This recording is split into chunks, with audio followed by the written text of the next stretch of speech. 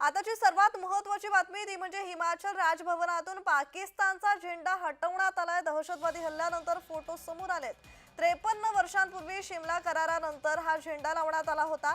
हिमाचलच्या राजभवनात शिमला कराराच्या ऐतिहासिक टेबलावर लावलेला पाकिस्तानचा स्मारक ध्वज म्हणजे झेंडा हा काढून टाकण्यात आलाय।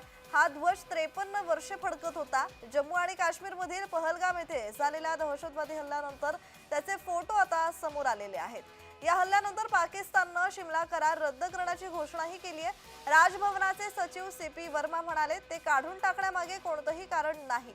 1972 मध्ये शिमला करारानंतर हा झेंडा फडकवण्यात आला होता आणि या संदर्भात अधिकची माहिती देत आहेत आमचे प्रतिनिधी महेंद्र जोईल। महेंद्र, खरं तर पहलगाम मधला दहशतवादी हल्ला, भ्याड हल्ला आणि त्यानंतर आता पडसाद उमटलेले पाहायला मिळतात। हिमाचल राजभवनातून पाकिस्तानचा झेंडा हटवण्यात आलाय, या संदर्भातला अधिकचा तपशील।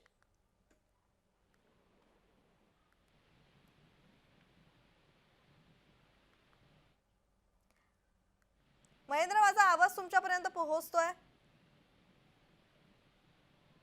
तर काही तांत्रिक अडचणींमुळे महेंद्र यांचा संपर्क तुटलेला आहे। आताची सर्वात महत्त्वाची बातमी आपण पाहतोय, हिमाचल राजभवनातून पाकिस्तानचा झेंडा हटवण्यात आलाय। दहशतवादी हल्ल्यानंतर फोटो समोर आलाय।